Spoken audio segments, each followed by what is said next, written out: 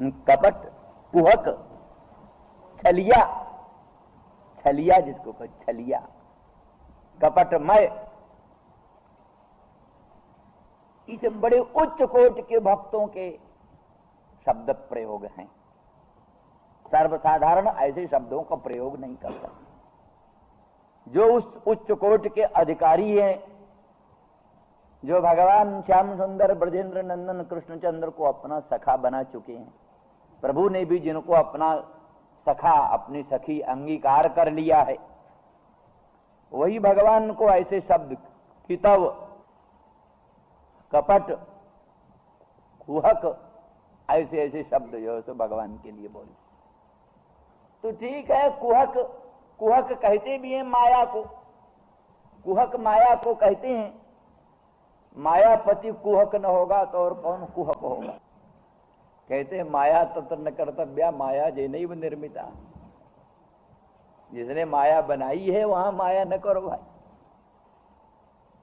इसीलिए कहते ब्रह्मा ने मायापति में माया का प्रयोग किया, इसीलिए सब गड़बड़ी हो। इतरत्र कहीं माया का प्रयोग करता तो कुछ चल जाता, तो मायापति में माया का प्रयोग, तम्याम तमोवन यार, माने तमिस्रा अंधकारमयी रात्रि में फिर कुहासा का असर क्या पड़ेगा, कोहरा का असर अंधकारमयी तमिस्रा रात्रि में क्या पड़ सकता। तो इस तरह से कुहक, कुहक माया, मायापति भगवान ऐसी एक लीला करते हैं। अपनी मंगलमयी माया शक्ति के द्वारा भगवान एक ऐसी लीला करते हैं जिससे भगवान के भक्तों के मन में वो क्षोभ होता है, और वो क्षोभ भी भक्ति है, वो क्षोभ भी भक्ति है।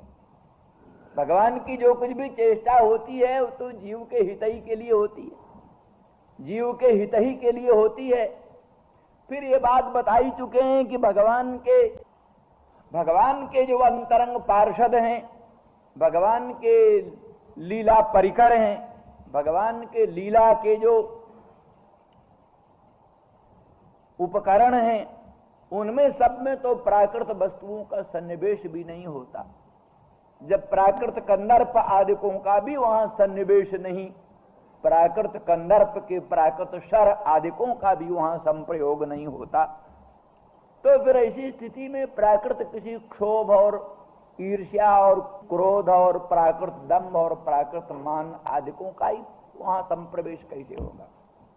इसलिए कुछ प्राकृत वस्तुओं का प्रवेश नहीं होता, वो तो केवल भगवत लीला के उपयोगी, भगवत लीलोपयोगी संपूर्ण भाव व्यक्त होते हैं। वो सब अपूर्व हैं, अपूर्व हैं, रसात्मक हैं, अलौकिक हैं, निखिल रसामृत मूर्ति भगवान के ही रूपांतर है, भगवान के ही रूपांतर है।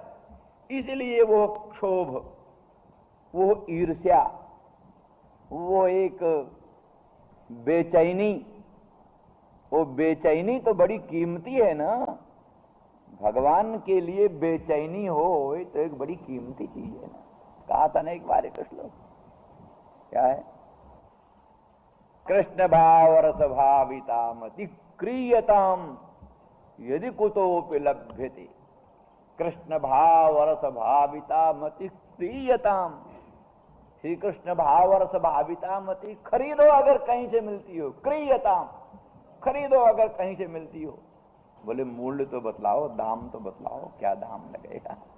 कहते तत्र मूल्य मत लौल्य में कलम, मूल्य वहां एक लौल्य है, एकदम व्याकुलता, विहालता, विहालता और व्याकुलता है, वही उसका मूल्य है। और क्या मूल्य, वो कैसे मिलेगा।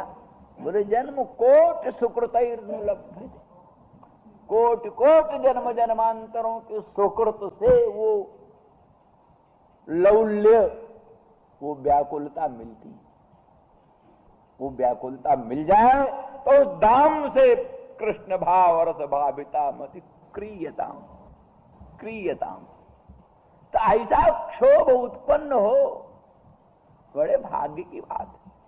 इन सौभाग्यशालिनी श्री ब्रज सीमंतिनी जनों के हृदय में, जिनको श्री कृष्ण संगम प्राप्त है, जिनको श्री कृष्ण के मुखचंद्र का अधरामृत प्राप्त है, जिनको कृष्ण के पादारविंद का सौगंध्यामृत प्राप्त है, सौरस्यामृत प्राप्त है, और वो आज वंचित हो रही हैं क्षण भर के लिए, और उनको स्मरण में आ रहा है, और प्रियतम का वो प्रहसन और प्रेम वीक्षण आदिक और उनका विहरण और उनका वो रहस्य संविद सबकी व्याख्या नहीं कर पाएंगे आज, इसलिए यहीं छोड़ते हैं।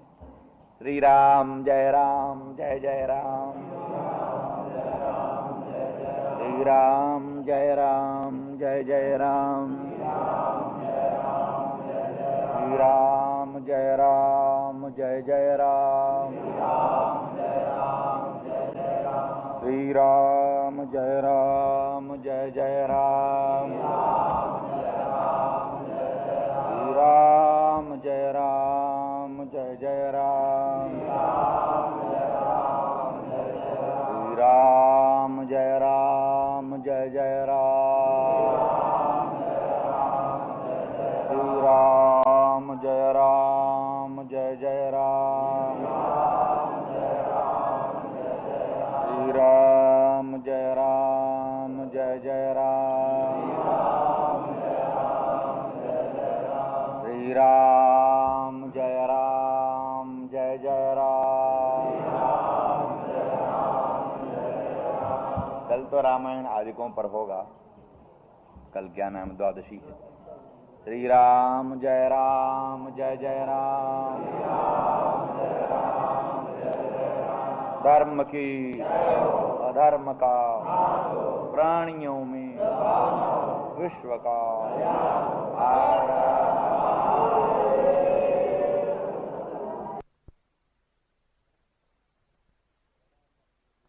काम है, सदा सबको देते रहते, वही भक्तानुग्रहार्थ भिक्षु बन करके राजा बल के यहां मांगने गए। राजा बल के यहां मांगने गए, कहते मांगने से बढ़ करके छोटापन कोई काम नहीं, सबसे बड़ा छोटापन मांगना। जिसके सामने मांग दो मानो छोटा हो, और नहीं मांगो तो सिद्धों के सिद्ध और पीरों के पीर। और जहां मांगना शुरू कर दिया तहां सब गड़बड़। तो कोई समझदार लोग मांगना नहीं पसंद करते, जिसके पास नहीं भी है वो भी नहीं मांगने की हिम्मत करता। रहीमन वेनर मर चुके ये कहूं मांग न जान, वे मर चुके जो कहूं मांग न जान। तो उनते पहले वे मुए जिन मुख निकसत नाय। तो फिर जिसके पास कुछ नहीं है वो मांगे तो कुछ अर्थ भी है, और जो आप्त काम पूर्ण काम आत्माराम परम निष्काम, और जो सदाई देते ही रहते हैं लोगों को, धर्म और अर्थ और काम और मोक्ष सब कुछ देते ही रहते हैं, जिनके अनुग्रह से ही लोग सर्व गुण संपन्न, वैराग्य संपन्न, ज्ञान संपन्न, मोक्ष संपन्न, सब कुछ जिनके अनुग्रह से ही मिलता है। तो उस पर लंबे व्याख्यान का समय नहीं। निष्कर्ष ये है कि वो भगवान स्वयं मांगने गए, छोटा बनने गए, और छोटा बनने गए इसे नमूना मांगने वाला जाए मांगने और बघारे सेखी, ये नहीं बनता। इसलिए भगवान स्वयं बामन बनकर गए, बहुत छोटा बनकर। मांगने जाओ तो छोटे बन के जाओ, बड़ा बनकर मांगने जाना। सेवक सुख चाह मान भिखारी, भिखारी मान चाहे। भिखारी को छोटा बनना चाहिए कि मान की आकांक्षा करना चाहिए? मान की आकांक्षा हो तो भिखारी काहे को बने? सेवक सुख चाह मान भिखारी। तो इसलिए भगवान ने स्वयं उसका आदर्श दिखाया, बहुत छोटा बनकर गए। और बलि की प्रशंसा, उसके खानदान की प्रशंसा, कुल की प्रशंसा, एक एक की। और जब मांगने वाला काम पूरा हो गया तब पर अपना रूप दिखाया। मांगने वाला काम पूरा हो गया तो अपना रूप दिखाया भगवान ने। इनका अभिप्राय ये है, इस तरह से आप्त काम, पूर्ण काम, आत्माराम, परम निष्काम भगवान भक्तानुग्रहार्थ भक्त परवश होकर, अदिति की आराधना से संतुष्ट होकर, इंद्रादि देवताओं की उपासनाओं से संतुष्ट होकर भगवान ने मांगना सीखा। लेकिन फिर उसका भी बड़ा भाग्य है जिसने भगवान को दिया, और इसलिए प्रहलाद तो इसीलिए बड़े प्रसन्न हुए कि अहो धन्य धन्य अनंत ब्रह्मांड नायक परमात्मा जिसके द्वारे पर आकर हाथ पसारा, और फिर वो दानी फेल नहीं हुआ। नहीं तो बड़े दानी होते हैं ऐन मौके पर फेल, बड़े अच्छे अच्छे दानी ऐन मौके। ये तो एक बड़ी समझदारी है, सूझ है, ज्यादा करके सूझ होती। कहते हैं युधिष्ठिर भी दानी था, कोई कम दानी नहीं था। युधिष्ठिर बड़ा समझदार था, बड़ा दानी था। सूझ में गड़बड़ी। एक दिन किसी ब्राह्मण को कोई ऐसा रहा, कोई मरा रहा, उसको स्त्री कोई सतीवती हो रही थी। चंदन की लकड़ी मांगने की बात हुई, चंदन की लकड़ी मांगने गया दरबार युधिष्ठिर के यहाँ। कहा महाराज जरा ठहरें, पानी बहुत बरस रहा है, जरा सा निकल जाए तो। वहां कहाँ इतना समझ गया कर्ण के यहाँ। कर्ण ने कहा हमारा चंदन का सिंहासन है, लाओ पड़वा दो। देव चंदन का सिंहासन पड़वा के दे दिया, लो जाओ। सूझे की बात तो थी, सूझ हो गई। वो उनको भी समझ में आ जाता तो कोई चंदन का सिंहासन तोड़ देने में कोई युधिष्ठिर को संकोच तोड़ो ना था, तो समझ में ना आया, वो सूझ नहीं आया। तो इसलिए शुक्राचार्य ने बड़ा ऊंचा ज्ञान ध्यान बतलाया, सब कुछ किया, परंतु ऐसी बढ़िया सोच राजा बलि को उत्पन्न हुई। कहा महाराज अब आपका शिष्य हो, ऐसा अवसर साक्षात अनंत ब्रह्मांड नायक परमेश्वर इस समय मांगने आए। आपका शिष्य होकर कोई दूसरा होता तो और होता, आपका शिष्य, और मैं ऐसे समय में फिर नट जाऊं तो मेरे से बढ़ करके दुर्भाग्यशील कौन होगा। तो प्रहलाद को इसकी बड़ी प्रसन्नता हुई। हमारा पौत्र हमारे कुल का कितना अनंत यश बढ़ा दिया। अनंत ब्रह्मांड नायक प्रभु जिसके द्वार पर मांगने आए और फिर उसमें फेल नहीं हुआ। भगवान ने बढ़ा, भगवान स्वयं भगवान ने कहा इसके साथ छल किया, छद्म किया, मैंने कठोर वचन किया, इसकी अंतरात्मा को छिन्न भिन्न करने वाले वचन कहे, पर ये अपने सिद्धांत से तो भगवान उसके आप जानते ही हो पहरेदार बन गए, द्वारपाल बन गए, दुर्गपाल।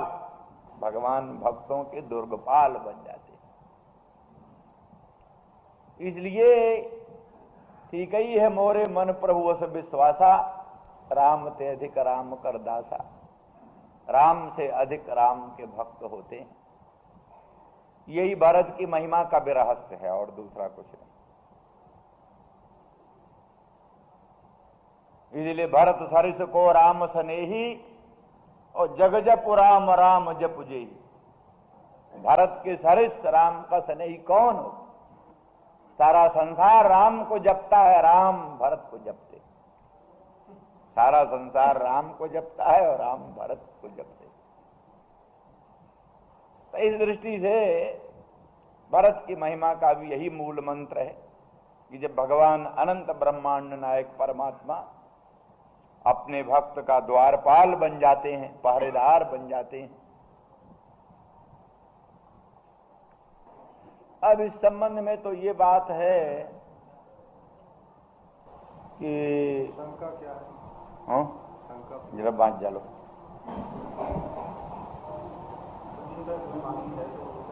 न तत्सत्यम यच्छलेनानुविद्धम किंतु प्रभु ने छलयुक्त सत्य कहा। इस रहस्य को जानने की अभिलाषा। अच्छा, हाँ तो ये बात है। यहां तो ऐसी बात है कि भगवान तो छल किए ही करते हैं, ऐसी कोई बात नहीं।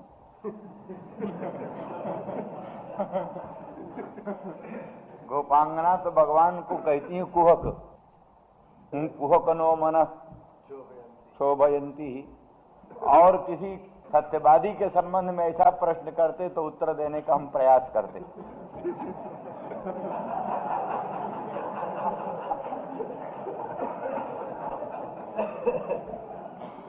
भगवान के संबंध में ये उत्तर न देना ही शोभा की बात है। भगवान झूठ बोलने वाले नंबर 1। नाम भक्षितवानम सर्वे मिथ्याभिशंसिन। स्वयं झूठ बोलते हैं, दुनिया को झूठा बतला रहे हैं। नाम भक्षितवानम सर्वे मिथ्याभिशंसिन। लोग कहते भगवान छल नहीं करते। हमारा तो ये वेदा पौरुषेयत्व के शास्त्रार्थ में ये खूब चलता। लोग कहते हैं ईश्वर निर्मित वेद हो तो क्या दोष है बताओ। हम कहते हैं ईश्वर निर्मित वेद होगा तो दोष यही होगा कि जो पौरुषेय होने का दोष है यही कि पुरुषाश्रित भ्रम प्रमाद विप्रलिप्सा करना पाठवादिकों से ग्रंथ के अप्रामाण्य की संभावना हुई। कोई ग्रंथ अप्रामाणिक है क्यों? इसलिए कि इस ग्रंथ के निर्माता में छल हो सकता है, छद्म हो सकता है, और क्या नाम करणा पाठव दोष हो सकता है, और कोई भ्रम हो सकता है, कोई विप्रलंब की इच्छा हो सकती। तो जीव में सब होते ही, भ्रम भी होता है, प्रमाद भी होता है, करणा पाठव भी होता है, सब कुछ होता है। तो कहने लगे लेकिन ईश्वर में तो नहीं होता। जीव में तो अल्पज्ञता हो सकती है, जीव में भ्रम हो सकता है, जीव में करणा पाठव हो सकता है, तो ईश्वर में क्या होगा? ईश्वर निर्मित अगर वेद मान लिया जाए तो वेद का अप्रामाण्य का क्या कारण रहा? मैंने कहा विप्रलिप्सा। ईश्वर में विप्रलंब की इच्छा हो सकती, विप्रलंब की इच्छा, ठगने की इच्छा, छलने की इच्छा ईश्वर में हो सकती। क्यों, कैसे? बहुत प्रत्यक्ष है। क्षीर समुद्र का मंथन हुआ, क्षीर समुद्र का मंथन हुआ, क्षीर समुद्र से अमृत निकला। मोहिनी भगवान के रूप में भगवान प्रकट हो गए। मोहिनी का रूप धारण करके भगवान श्रीमन नारायण पर ब्रह्म ने असुरों के हाथ से अमृत का घड़ा छीन लिया। असुरों ने देवताओं को धता बताकर अमृत ले लिया। अब उनके हाथ से अमृत कैसे लिया जाए? तो भगवान ने बहुत सुंदर दिव्य रूप बनाया, चमकीला, क्या कहना, मोहित हो गए। सो बिना मतलब ही पूछने लगे आप कहाँ रहती हो, आप तो बड़ी अच्छी हो। बिना मतलब संबंध जोड़ने लग गए, आप कहाँ रहती हो, बेमतलब ही। उन्होंने कहा ठीक है लेकिन आप लोग जो है सो बड़े उच्च खानदानी है, औरतों पर आप कैसे विश्वास करोगे? कहने लगे नहीं नहीं, आप जैसी औरतें, श्रेष्ठ सभ्य भद्र महिला, श्रेष्ठ सभ्य भद्र महिला आप जैसे, आप पर क्यों नहीं विश्वास? आप लीजिए, हम लोगों का झगड़ा है, आप बांट दीजिए। मतलब तो किसी तरह से उनसे वार्तालाप हो, उद्देश्य तो इतना ही था और ज्यादा नहीं था। अंधतों तो भगवान ने ले लिया अमृत का घड़ा, अमृत का घड़ा ले लिया। फिर आप जानते ही हो छल छद्म से उन्होंने देवताओं को तो अमृत पिला लिया। भले वो संसार का हित हुआ हो, इससे संसार का हित हुआ, संसार का परम कल्याण हुआ, पर असुरों के साथ तो छल हुआ। इसलिए वहां भगवान ने विप्रलंब किया। विप्रलंब की इच्छा, ठगने की इच्छा, छलने की इच्छा भगवान में थी। इसीलिए बुद्ध भगवान में भी छलने की इच्छा थी। तभी बुद्ध भगवान ने वेदों से लोगों को परांगमुख किया। इसलिए ये साबित करने का प्रयास करो कि भगवान में छल नहीं था, इसलिए सत्य बोले तो इसमें छल नहीं होना चाहिए। कोशिश की जा सकती है, बहुत आवश्यक हो तो प्रयास किया जाए, लेकिन मुझे कोई ऐसी आवश्यकता नहीं पड़ती। अब फिर कल देखेंगे। रहस्य संविदो जा हृदय स्पृशः कुहकनो मन क्षोभयन्ति। बहुत ही अंतरंग भावना का ये गीत है। सर्वेश्वर सर्वशक्तिमान अनंत ब्रह्मांड नायक परमात्मा को अपना बिल्कुल आत्मीय वस्तु समझ लिया। कोई होगा तटस्थ सर्वेश्वर सर्वशक्तिमान प्रभु, ये बात नहीं। हमारा प्रियतम, हमारा प्राणनाथ, हमारा हृदयेश्वर प्रभु, और उसके लोकोत्तर अनुराग में अंतःकरण, अंतरात्मा, मन ओतप्रोत हो रहा। भीतर बाहर आंतरबाह्य सब रूप से अपना प्राणनाथ प्रियतम भगवान सर्वेश्वर ही उनको सूझ रहे। इसलिए प्रिय संबोधन है, प्रिय, अपने प्यारे, अपने प्राणनाथ, अपने हृदयेश्वर। रागानुगा प्रीति का यही स्वरूप होता है, रागानुगा प्रीति। वैधि प्रीति भगवान में सभी लोग करते हैं। आत्म कल्याण के लिए, विश्व कल्याण के लिए, प्राणी मात्र का कर्तव्य है सर्वेश्वर सर्वशक्तिमान सर्वाधिष्ठान भगवान का निरंतर चिंतन करे, भजन करे। पर स्वाभाविक रूप से मन उधर खींचे, मन उधर लगाना न पड़े, किंतु मन के हटाने की आवश्यकता पड़े, हटाएं उनसे और मन हटे नहीं। बहुत ऊंची बात है। बड़े बड़े जोगींद्र, मुनींद्र, अमलात्मा, परमहंस संसार से मन को हटा हटा करके भगवान के चरण पंकज में, भगवान के मुख चंद्र में स्थापन करने का प्रयत्न करते हैं। और मन हट हट कर संसार में फंसता रहता है। ठीक इससे उल्टी बात है, भगवान से मन को हटाने का प्रयत्न करती हैं गोपांगना, पर मन हटता नहीं एक क्षण के लिए। भगवान संसार के किसी प्रपंच में, किसी कार्य में, संसार के किसी प्रपंच में, किसी कार्य में क्षण भर के लिए भी मन लगता नहीं। मन प्रतिक्षण भगवान के ही मंगलमय मुख चंद्र में, भगवान की ही पादारविंद की नखमण चंद्रिका में, भगवान के ही दामिनी दुत बिनिंदक पीतांबर में, भगवान के ही लोकोत्तर सौंदर्य माधुर्य आदि कल्याण गुण गणों में ही मन निरंतर आसक्त रहता है। तो ये भावना उन लोगों की है जो लोग भगवत संग प्राप्त कर चुके,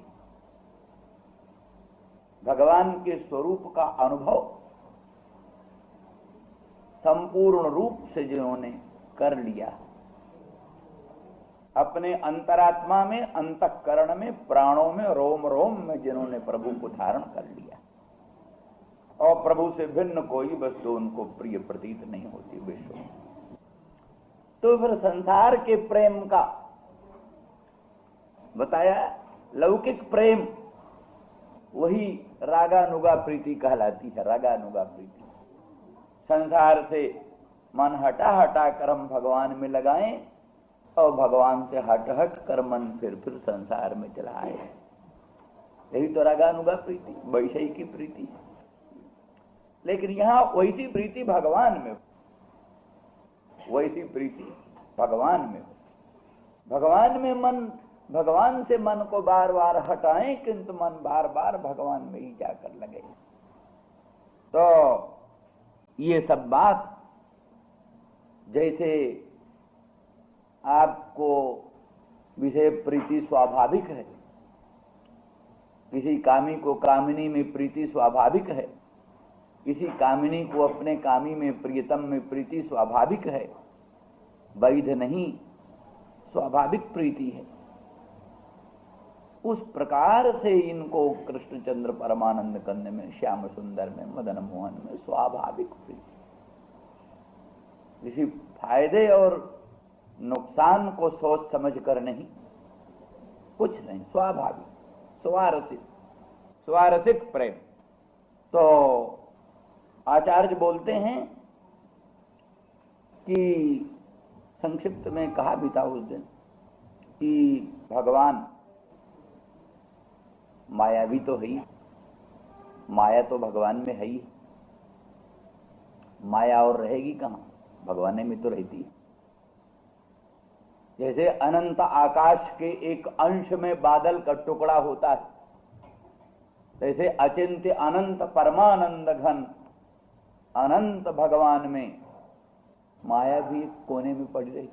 वही माया विशिष्ट रूप भगवान का कहलाता है, और माया संस्पर्श शून्य स्वरूप भगवान का मायातीत स्वरूप कहलाता है।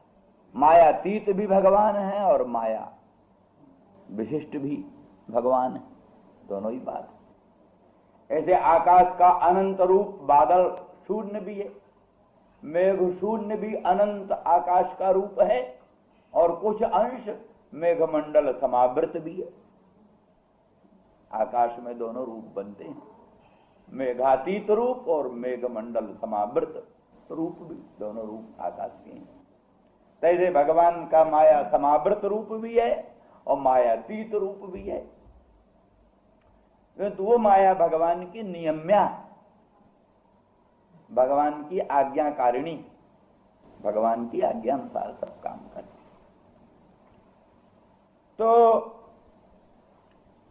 उसी माया को धारण करके भगवान, उसी माया को धारण करके भगवान क्षोभक रूप धारण करते हैं। भगवान का क्षोभक रूप, जिससे भक्तों को क्षोभ होता है। वो क्षोभ भी बड़े स्वाद का। किसको क्षोभ होगा? जिसको प्रभु से संबंध है, जिसको प्रभु में आत्मीयता है, जो प्रभु को अपनी ही वस्तु समझते हैं, जो प्रभु के अन्य संसर्ग से क्षुब्ध होते हैं, कुपित होते हैं। तो ऐसे कौन हो सकते हैं? जो भगवान के अत्यंत अंतरंग है वही हो सकते हैं, दूसरे नहीं हो।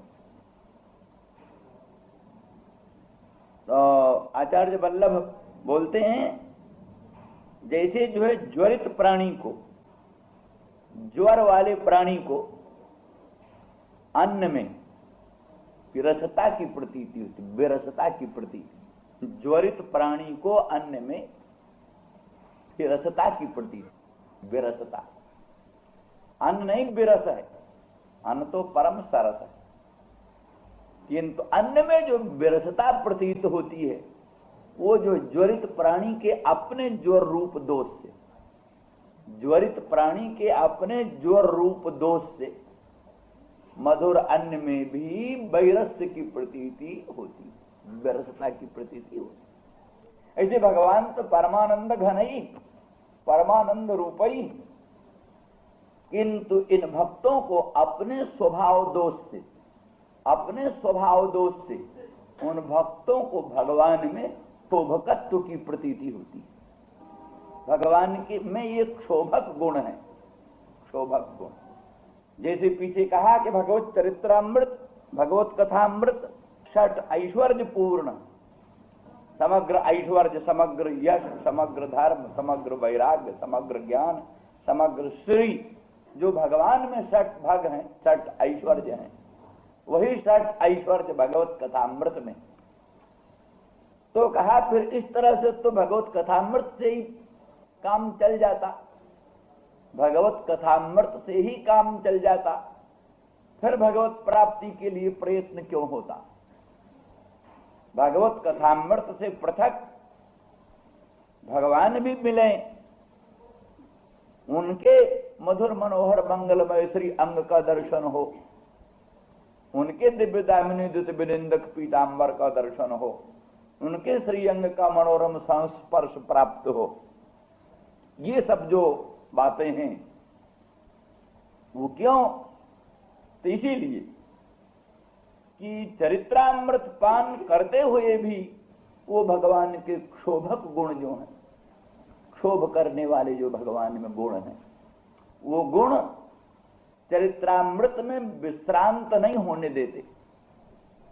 इसलिए वो चरित्रामृत कभी कभी अधिक क्षोभ का जनक हो जाता है। जैसा कि उस दिन कहा ही था कि वो सखी को इसीलिए रोकती है, संतेज सखी तदुदंतम, सखी उनका उदंत न छेड़, उनका श्याम सुंदर का उदंत न छेड़, संतेज सखी तदुदंतम। यदि सुख लवोमपि समीह से सख्या, यदि अपनी प्राण प्यारी सखी को क्षण भर भी विश्रांति लेने देना चाहती है तो उनका उदंत न छेड़, क्योंकि उनका उदंत छेड़ने से इसकी मूर्छा भंग हो जाएगी। मूर्छा में कुछ शांति, मूर्छा भंग हो जाएगी तो अशांति बढ़ जाएगी। वो उनके क्षोभक गुण, क्षोभक स्वरूप इनके हृदय को मथ डालेंगे और ये अत्यंत व्याकुल हो उठेगी, संतप्त हो उठेगी। इसलिए संतेज सखी तदुदंतम। जिन लोगों को भगवान के स्वरूप का अनुभव नहीं, उन लोगों को तो चरित्रामृत सुनने में स्वाद आता है। भगवान कैसे होंगे, भगवान बड़े अच्छे होंगे। लेकिन जो निरंतर उस रस का अनुभव करते हैं, देव दुर्लभ देवर्षि नारद का सत्संग बड़े जन्म जन्मांतरों के परम सौभाग्य से मिलता है। क्षण भर के लिए देवर्षि नारद का दर्शन हुआ प्रहलाद को। प्रहलाद ने माता के गर्भ में ही देवर्षि नारद के कुछ वचनामृत सुने, उसी का परिणाम भक्त शिरोमणि प्रहलाद हो गए। ध्रुव जी को उसी के परम प्रताप से ध्रुव वो दिव्य गति को प्राप्त कर सके कि जिसका वर्णन नहीं होता। उन देवर्षि नारद का दर्शन कुछ लोगों के लिए विघ्न बुद्धि होती। देवर्षि नारद आए, विघ्न आए, माने उनका जो अखंड ध्यान धारा चल रही, ध्यान की जो अखंड धारा चल रही, तैल धारा अविच्छिन्न प्रत्यय सांतत्य, तैल धारा की तरह गंभीर और अविच्छिन्न जो ध्यान की परंपरा चल रही, उसमें देवर्षि नारद आएंगे, उनका दर्शन होगा, वचन सुनेंगे, इधर उधर बहुत बात होगी। मान लिया राम की कथा कहने लग गए तो राम की कथा में रावणों भी तो आ जाएगा, फिर राम की कथा में मेघनादो तो आ जाएगा, फिर समुद्रो आ जाएगा, फिर बंदरो आ जाएंगे, कई राम भिन्न वस्तुएं आ जाएंगी। तो जिनको राम भिन्न वस्तु का कभी स्फुरण ही नहीं होता, उनके बुद्धि में राम भिन्न वस्तु कोई आए तो बाधा ही नहीं करेगी। तो जो श्री कृष्ण स्वरूप वस्तु से भिन्न दूसरी वस्तु को कभी बुद्धि में लाते ही नहीं, कभी चिंतन होता ही नहीं क्षण भर के लिए श्री कृष्ण भिन्न वस्तु, उनके मन में किसी प्रसंग से भी श्री कृष्ण भिन्न वस्तु का स्फुरण होना ठीक विघ्न समझ में आता। नारद दर्शने पे विघ्न बुद्धि, इस दृष्टि को समझ लें तो समझ में आ जाता। हाँ ठीक। तो इस तरह से कई लोगों को, जिनको किसी ईश्वर न करे, ईश्वर न करे, किसी को किसी में आसक्ति हो, आसक्ति होती है तो जिसको होती है वही जानता है, दूसरा समझ ही नहीं सकता। क्या पीड़ा, क्या व्यथा, क्या भीषण ताप होता है आसक्ति में। मैं तो आशीर्वाद देता हूं, ईश्वर न करे किसी को आसक्ति, और आसक्ति जिसको हो वही फिर उसकी पीड़ा को जान सकता है, दूसरा जान नहीं। जैसे बांझ की जान प्रसव की पीड़ा, बांझ प्रसव की पीड़ा को जान ही नहीं सकता। जैसे जिसको किसी में आसक्ति हुई नहीं, वो आसक्ति की व्यथा को समझे। फिर जिनको 3 निरोध कहा था ना, एक तो प्रेम निरोध, आसक्ति निरोध, व्यसन निरोध। व्यसन निरोध, प्रेम से जिनका मन भगवान में अवरुद्ध हो गया, प्रेम निरोध प्राप्त हुआ। आसक्ति निरोध, आसक्ति हो गई है। एक स्त्री कभी कभी हमारे पास आती है, उसको एक स्त्री में आसक्ति, स्त्री है, गुरु उसकी ऐसी भीषण आसक्ति है कि वो जितनी परेशान है, साहित्य संसार में कोई परेशान नहीं। अनादर होता है, अपमान होता है, सब कुछ होता है, रह भी नहीं सकती, पर क्षण भर के लिए उसका मन उससे हटता है, झींकती है, रोती है, बिलबिलाती है। उपाय पूछ, क्या करें, कैसे करें। किसी और पुरुष उरुष में होती आसक्ति तो जरा पूछने ताचने में भी संकोच करती, सब कुछ करती, पर स्थिति ऐसी सामान्य सी है। पर यही तो लोग कहते मोहन नारी नारी के रूपा मोहन नारी नारी के रूपा।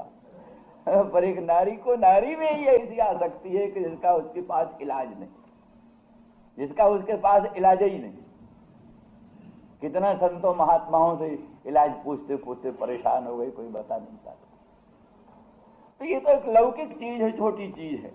हम उसी लौकिक ही आसक्ति को कहते, जिसकी किसी में आसक्ति हो जाती है बड़ी भीषण होती।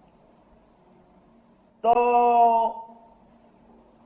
फिर जो आसक्ति के योग्य है, अरे लोग कहते हैं चलो भाई ठीक है, कुछ दिन में समझ में आ जाएगा। हमने कहा है जो पतंग लाखों वर्षों से दीपक पर टूट टूट कर गिर रहे हैं और मर रहे हैं, इनको कब समझ में आया?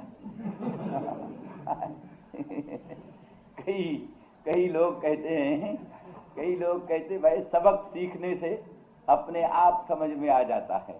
किसी को शराब पीने से मना मत करो, शराब पीते पीते उसका भीषण दुष्परिणाम अनुभव करते करते स्वयं उसको शराब से वैराग्य हो जाएगा।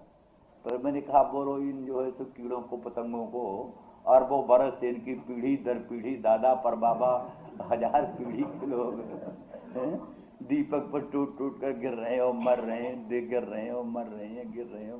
एक वहीं देख रहा है, दूसरा देख रहा है, वो तो गया, वो का पंख गया, वो गिरा, झुलमुलाया, मरा, और दूसरा फिर टूट का अब हम भी चलते हैं, और इधर अब हम भी आते हैं, चलता है अब हम भी आते हैं। ये नहीं देखते दूसरे मर रहे हैं, एक मरे, 2 मरे, 3 मरे, देख देख कर मर रहे हो, क्या मतलब हुआ इसका? पर वही स्वाद है, वही अनुभव है, इसमें ये थोड़ लगती है। वो मर गया, हम क्यों नहीं मरे? वो मर गया, हम क्यों नहीं मरे? कोई रोकता है तो तुम शत्रु हो, काहे को रोकते हो? हमको मरने दो, हमको मरने दो, तुम शत्रु हो, काहे को रोकते हो? हम मरेंगे। ये आसक्ति है। जलना देख रहे हैं, मरना देख रहे हैं, स्वयं मर रहे हैं। एक बार गए, आंच लगी, पंख जल गया, अब तो अनुभव कर लो कम से कम। दादा बाबा का अनुभव से काम न लो, अपने ही अनुभव से काम लो। तो भी गए, जले शरीर, पंख वंख जल गया, आप तो ठंडे हो जाओ। और नहीं, वो पंख टूट गया है तो भी उछल कूद कर फिर उसी को पढ़ना, उछल कूद कर फिर उसी को पढ़ना। जरा एक एक बात पर अध्ययन करो, विचार करो तो कितनी। तो ये सब प्रेम की एक बड़ी विचित्र अवस्थाएं होती हैं। इन गोपांगनाओं को यही सब प्रेम, ये लौकिक प्रेमों से लाख गुना ज्यादा, करोड़ गुना ज्यादा, 1000 गुना ज्यादा श्री कृष्णचंद्र में आसक्ति, श्री कृष्णचंद्र में प्रेम। इसलिए वो जो प्रेम है प्रिय में, अपने प्रियतम में प्रिय, हम लोग तो कोशिश करते हैं भगवान प्रिय हमारे बने, भगवान हमको प्रिय लगें। प्रिय लागो मोहि राम, प्रिय लागो मोहि राम, पर वहां तो लगी रहे हैं, लागो क्या? तो ये ही है, स्वाभाविक प्रिय है। प्रिय प्रहसितम प्रिय प्रेम वीक्षणम, हे प्रिय, हे प्राणनाथ, तुम्हारा ये जो प्रहसित है, हसित, हसित ही उद्वेजक है, फिर ये प्रहसित, उद्भट हसित, अर्थात ठीक वही कर, अत्यंत लौकिक बात की कल्पना कर लो, अत्यंत लौकिक। ये तो वस्तु मन में पहले समझ लो है बहुत अलौकिक, एकदम लोकातीत, मनोवचनातीत, जहां मन नहीं जाती, जहां वाणी नहीं जाती, जहां बुद्धि नहीं जाती, जहां वेद वचन भी लक्षणा वृत्ति से, अभिधा वृत्ति से, व्यंजना वृत्ति से, जिसका प्रतिपादन करने में असमर्थ है। वस्तु वो है, लेकिन बनी हुई है वो वस्तु जो बिल्कुल लौकिक, बिल्कुल लौकिक।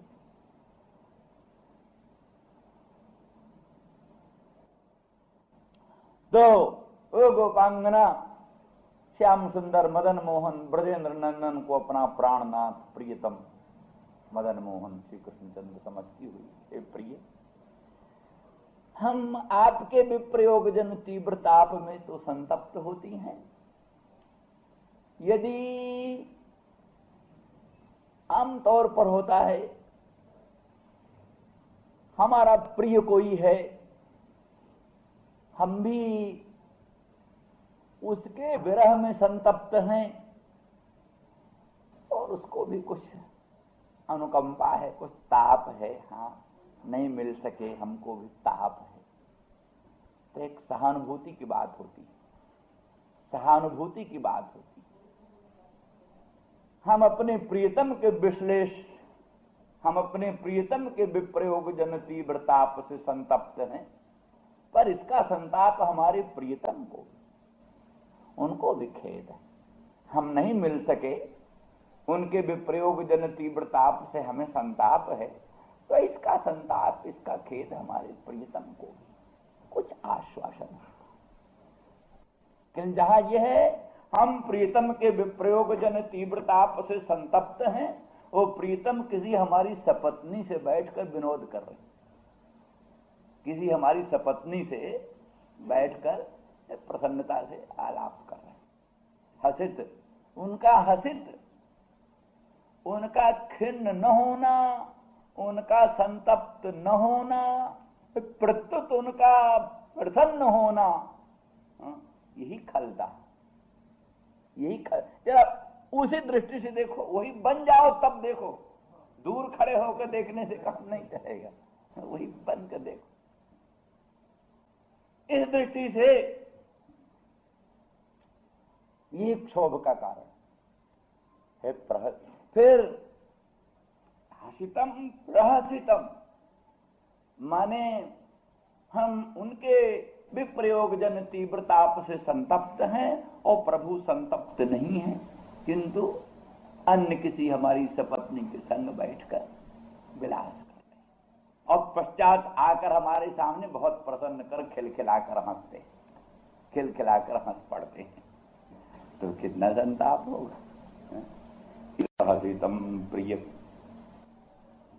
ये न अस्माकम मनः क्षोभयन्ति, एक एक चीज, कई चीजें हैं, प्रहसितम न मनः क्षोभयति, ये हमारे मन को क्षोभ है।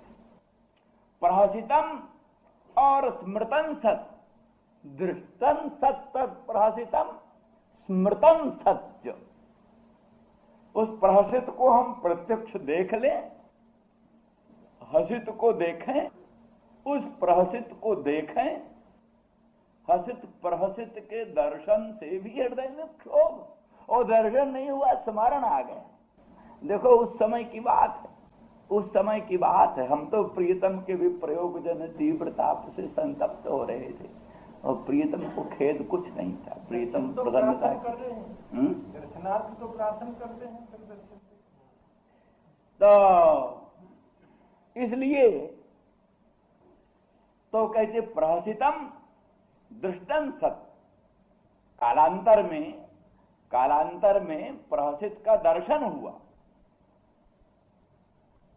तो भी क्षोभ, और प्रहसित का दर्शन नहीं हुआ, केवल स्मरण हुआ अमुक समय में। इस समय भले दर्शन की प्रार्थना करते, कालांतर में तो अनुभव किया है ना, कालांतर में जो आपका प्रहसित है दृष्ट हुआ, आपके हसित का दर्शन किया, प्रहसित का दर्शन किया, उससे क्षोभ हुआ, कभी उसका केवल स्मरण ही हुआ, आपके हसित प्रहसित का केवल स्मरण ही हुआ, वो भी मन में क्षोभ पड़ा। प्रहसितम प्रिय और प्रेम वीक्षणम, प्रेम पूर्वकम वीक्षणम, इसमें भी अन्य विषयकम प्रेम वीक्षणम, हमसे अन्य किसी दूसरी गोपांगना को प्रेम से वीक्षण कर रहे हैं, प्रेम से वीक्षण कर रहे हैं। फिर इस बात को याद कर लो, हमने कई बार कहा कि दुनिया के ये सब दोष, दुनिया में ये सब दोष, ईर्ष्या, डाह, संसारे का रोग है, ईर्ष्या डाह जैसी वस्तु तो संसार करोगे, पर आपको भगवान में ऐसी बात हो,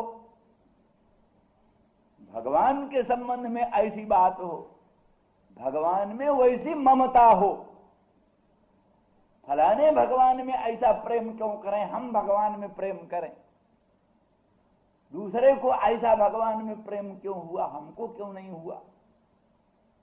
थोड़ा ही सा ऊंचे बढ़ने पर लौकिक बात से उत्कर्ष आ जाता है। ये तो बहुत ऊंची बढ़ी हुई चीज है, पर थोड़े ऊंचे जरा बढ़ो। दूसरा काम कोई संसार के किसी काम करने में ईर्ष्या डाह हो, संसार भगवान के भजन करने में ईर्ष्या डाह हो, इतना भजन करता हमने कम किया, हम इससे और ज्यादा करें, इसी में थोड़ा सा ऊंची बात आ जाती, इसी में ऊंची बात आ जाती। फिर जहां संसार से बुद्धि बिल्कुल हट गई, केवल कृष्णचंद्र परमानंद कंद मदन मोहन में ही मनोवृत्ति है, और उस समय संपूर्ण कृष्णचंद्र परमानंद कंद की लीला ही मन में प्रस्फुरित हो रही है। उस दृष्टि से कृष्ण और कृष्णानुगामी स्वयं गोपांगना और अपनी ही जैसी अन्य अन्य गोपांगना, देवरूपा, नित्य सिद्धा, साधन सिद्धा, विविध प्रकार की, जो कि भगवान की परमांतरंग शक्ति रूपा है, कि वो तो जैसे अमृत सिंधु में मधुरिमा होती है। अब यही सब बात है ना, जरा जो क्या नाम वृंदावन धाम आदिकों में लौकिक व्याख्याओं को करने की जरूरत नहीं पड़ती, और कई जगह सब लौकिक साल संभाल करने की जरूरत नहीं पड़ती, अन्य तो सब संभालने की जरूरत पड़ती। तो निष्कर्ष ये है, उस रूप से गोपांगना जो परमानुरागिणी, उन्हीं के समकक्ष जो अन्य परमानुरागिणी गोपांगना, तो उनमें यद्यपि शुद्ध सात्विक दृष्टि से उनमें कोई रजोगुण तमोगुण सत्वगुण का सन्निवेश ही नहीं, माया का सन्निवेश ही नहीं, रजोगुण तमोगुण सत्वगुण तीनों गुणों का जिनके भीतर प्रवेश ही नहीं, वह राग द्वेष ईर्ष्या डाह आदिकों का बिल्कुल सन्निवेश ही नहीं है, तो भी वो तो एक अलौकिक रसोद्रेक के लिए, जैसे नित्य अखंड परमानंद घन भगवान के भीतर ही एक रासेश्वरी नित्य निकुंजेश्वरी राधा रानी का स्वरूप प्रकट हो गया, एक कृष्णचंद्र परमानंद कंद का स्वरूप प्रकट हो गया, एक श्रीमद वृंदावन धाम का दिव्य अलौकिक रूप प्रकट हो गया, एक विभिन्न उपकरणों का अलौकिक दिव्य रूप प्रकट हो गया, ऐसे ही इतर अपरिगणित गोपांगनाओं का दिव्याति दिव्य रूप प्रकट हो गया। वो तो शुद्ध उसी परात्पर पर ब्रह्म परमेश्वर के अंतर्गत की चीज है। ये मायागत राग और द्वेष और ईर्ष्या और डाह और सत्व और रज और तम की चीज नहीं, बिल्कुल अलौकिक चीज है। लेकिन उसमें ये रसवर्धक होने के कारण लौकिक रसवत ही सब रस के व्यंजक प्रकट होते हैं। लोक में जैसे रस के व्यंजक भाव प्रकट होते हैं, तैसे ही रस के व्यंजक सब ज्यों के त्यों प्रकट होंगे। उस दृष्टि से देखो, तो वो गोपांगना जब ये अनुभव करती है कि प्रियतम हमसे अन्य को सब प्रेम निहार, सामराग दृष्टि से, स्नेह भरी दृष्टि से, हमारे मदन मोहन श्याम सुंदर ब्रजेंद्र नंदन जो हमारे प्राणनाथ हैं, हमारे प्रियतम हैं, उनको हमारे ही ओर स्नेह दृष्टि से निहारना चाहिए, सस्नेह दृष्टि से हमारे ही ओर निहारना चाहिए। इधर उधर हम कभी उनकी दृष्टि को जाने ही नहीं देंगी। ये ममता, ध्यान दो, ये ममता अपने प्रियतम अपने प्राणनाथ प्रभु की दृष्टि को इधर उधर हम जाने ही नहीं देंगे, हमारी ओर हम अपने प्रियतम के मुखचंद्र को निरंतर निहारते रहेंगे, अपनी दृष्टि को इधर उधर नहीं जाने देंगे, साथ ही प्रियतम की दृष्टि को भी इधर उधर नहीं जाने देंगे, अपने ही ओर रखे रहें। ये लोकोत्तर आत्मीयता, ममत्व, ममता है ना, ये मेरी वस्तु है। मेरे को छोड़कर इधर उधर नहीं निहार सकते। इस स्थिति में जहां प्रेम भी इधर विषयम यत् प्रेम वीक्षणम, अन्यान्य गोपांगनाओं के संबंध में जहां वो प्रेम पूर्वक निरीक्षण करते हैं, निहारते हैं, यह तदपि नो मनः क्षोभ, ये भी हमारे मन को क्षुब्ध करता है। और एक स्मृतम, इसका स्मरण भी, जब हम स्मरण भी करती हैं कि अमुक समय मदन मोहन श्याम सुंदर ब्रजेंद्र नंदन ने चंद्रावली की ओर बड़ी स्नेह भरी दृष्टि से निहारा, ललिता की ओर, रंग देवी की ओर, सुदेवी की ओर बड़ी स्नेह भरी दृष्टि से निहारा, बड़े सस्नेह निर्निमेष नयनों से हमारे मदन मोहन ने, प्रियतम ने निहारा, तो वो चीज नहा मन क्षोभ है। अब इसमें भी ये बात समझ लो, वैसे तो आमतौर पर भावनाओं में है, कई दिन कहा भी था हमने कि आपके भगवान अलग हैं, वो अपने ही भगवान हैं, इसीलिए आप भोजन कराओ तो भोजन करें, नहीं तो भूखे रहते, आप नहलाओ तो नहाए ले, नहीं तो बिना नहाए बैठे रहते। ये भावना होती है ना आपको। हमारे भगवान ने भी नहाया नहीं, हमारे भगवान ने भी स्नान नहीं किया, अरे अभी भगवान हमारे भूखे। एक बड़े अच्छे पंडित थे, बड़े अच्छे पंडित, जो कि पंडित हमारे राम भवन जी शास्त्री, बड़े इसमें क्या नाम है, कॉलेज में यहाँ रहे थे, कॉलेज के बड़े अच्छे पंडित थे राम भवन जी।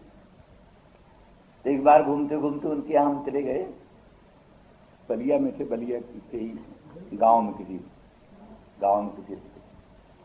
तो सालग्राम भगवान रहते थे। उनका देखते थे, जय बार उनको प्यास लगे या उनको ना भी लगे, तो बार बार भगवान के सामने ठंडा पानी, गर्मियों के दिन से बड़ी गर्मी, ठंडा पानी भगवान के सामने,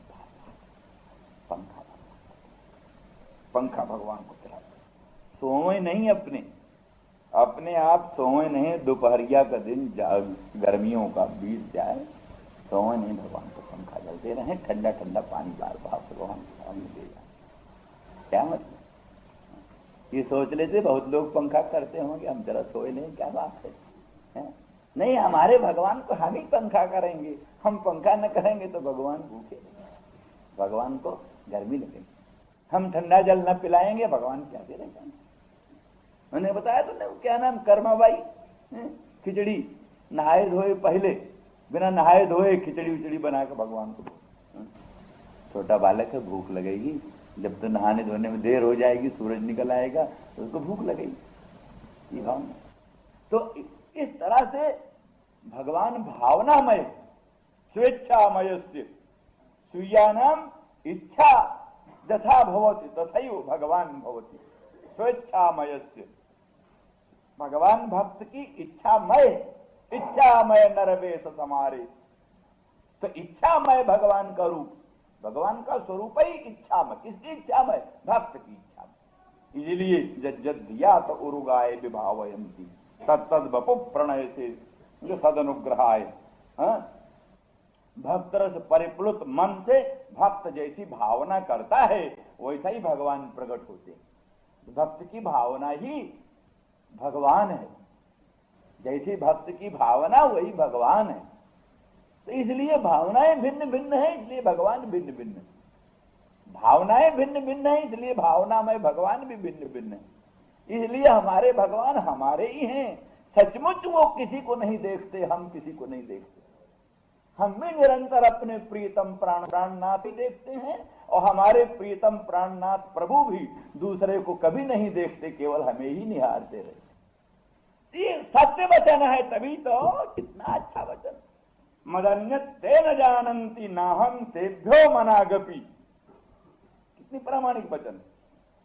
मदन्यत ते न जानन्ति, भगवान कहते मेरे भक्त मुझको भिन्न होकर कुछ नहीं जानते, मुझको छोड़कर मेरे भक्त कुछ नहीं जानते। और नाहं तेभ्यो मनागपि, मैं भी भक्त को छोड़कर दूसरा कुछ नहीं जानता। जगत उत्पादन काम हम कुछ नहीं जानते, जगत पालन काम बिल्कुल नहीं, जगत संहार हम कुछ नहीं जानते। क्या जानते? भगवान भक्त को जानते, भक्त को जानते। ये क्या झूठ बोल रहे हैं भगवान? ये क्या भगवान केवल हमारा आपका आंसू पोंछने के लिए बोल रहे हैं? वस्तु स्थिति सत्य है। हमारा भगवान हमारा भावनामय भगवान है। हमारा भावनामय भगवान हमारी ही चीज है, वो दूसरे की चीज नहीं है। इसलिए जैसे हम उसको छोड़कर संसार की कुछ वस्तु को नहीं जानते, तैसे वो भगवान भी हमको छोड़कर और कुछ नहीं जानता। सत्य बात यही है।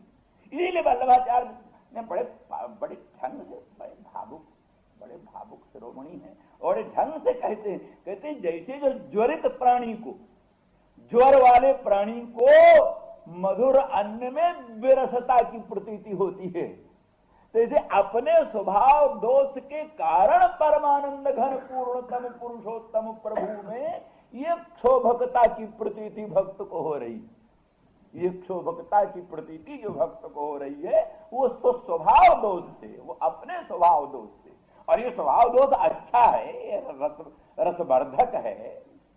ऐसी डाह न हो, ऐसी ईर्ष्या न हो, ऐसा क्षोभ न हो, तो रस का परिपाक कैसे हो? इस रस का परिपाक ऐसे ही होता है। इसीलिए प्रभु ने ये लीला की। इसलिए भगवान कुहक लीला करते।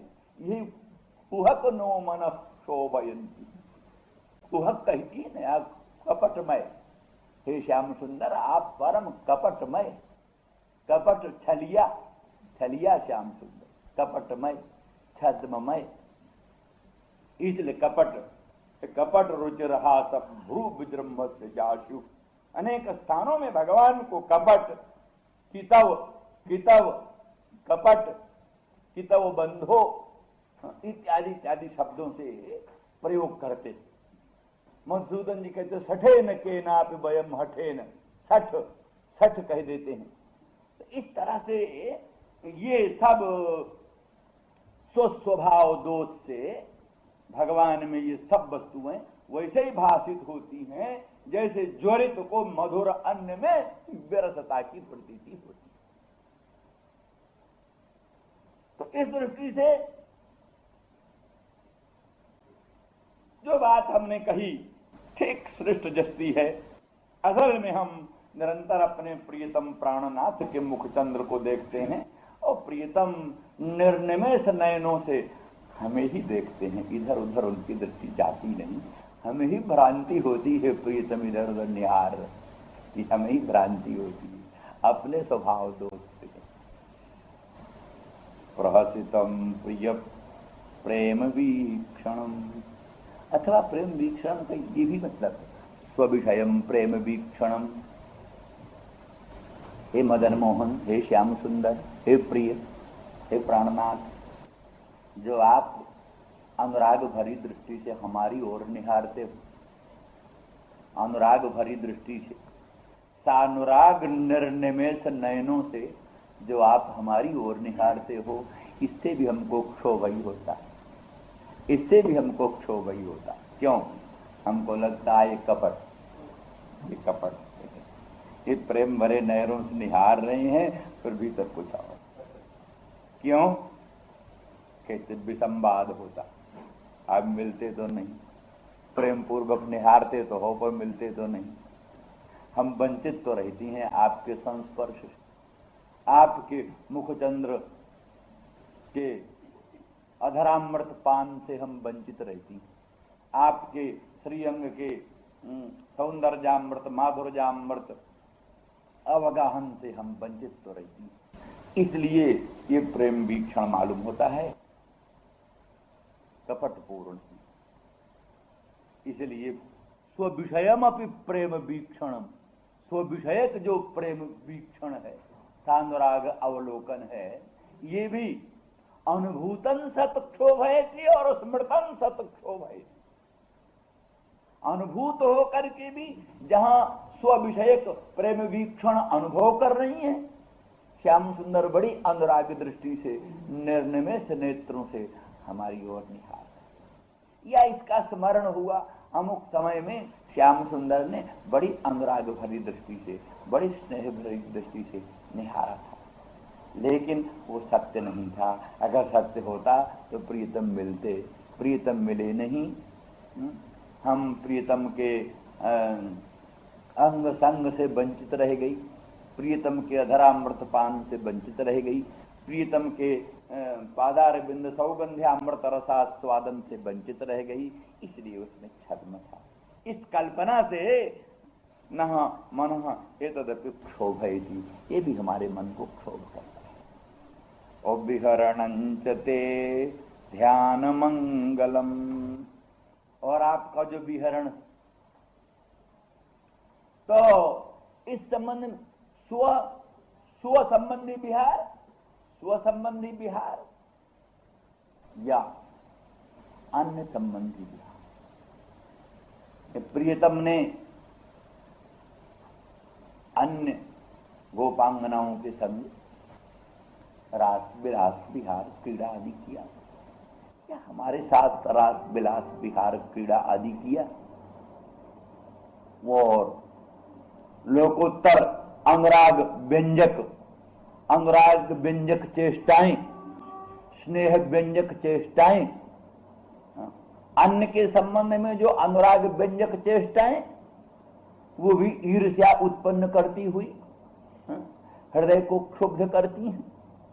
उनका अनुभव भी और उनका स्मरण भी, अनुभव भी और स्मरण भी, और स्व विषयक जो अनुराग व्यंजक चेष्टाएं, अनुराग व्यंजक तत्त क्रीड़ाएं, वो भी अनुभूत हुई भी क्षोभ की जनक हैं, और साथ ही क्या नाम है, स्मरण गोचर हो करके भी वो क्षोभ के जनक है। वल्लभाचार्य जी अर्थ करते हैं, तो विहरणम, विहरणम का अर्थ करते हैं वेणुना भगवदीयस्य रसस्य भक्त हृदयेषु स्थापनम। विहरणम, विहरणम का अर्थ यह है कि भगवदीय रस जो है, वेणु के द्वारा भगवदीय रस, अचिंत्य अनंत परमानंद स्वरूप जो भगवान श्री कृष्णचंद्र परमानंद कंद, तत्संबंधी जो दिव्य रस, वही वेणु के द्वारा भक्तों के हृदय में स्थापित करते हैं। इस पर विवरण जो पुराना है उसी को याद कर लो। अर्थात अपने मुखचंद्र के अधरामृत को वेणु छिद्रों में निक्षिप्त करते हैं, और वेणु छिद्रों में भगवान के मुखचंद्र का अधरामृत ही सन्निविष्ट होकर वही वेणु नाद बनता है, वही वेणु गीत बनता है, वही वेणु रव बनता है। वेणु रव बनकर, वेणु नाद बनकर, वेणु गीत बनकर भगवान के मुखचंद्र का अधरामृत ही भक्तों के हृदय में पहुंचता है। माने भगवदानंद रस, भगवदानंद रस ये भक्तों के हृदय में पहुंचता है। किसके द्वारा? वेणु के द्वारा। यही विहरणम, विशेषता हरणम यस्मात्, भगवदीयस्य रसस्य विशेषता हरणम यस्मात् तत् विहरणम। माने कहते विशेषण भगवदीय आनंद रूप रस का हरण होता है, जिसके द्वारा, वेणु द्वारा भगवदीय आनंद रस हरण होता है अन्यत्र, जिससे वो त्रिभंग ललित कृष्णचंद्र का मधुर मनोहर मंगलमय श्री विग्रह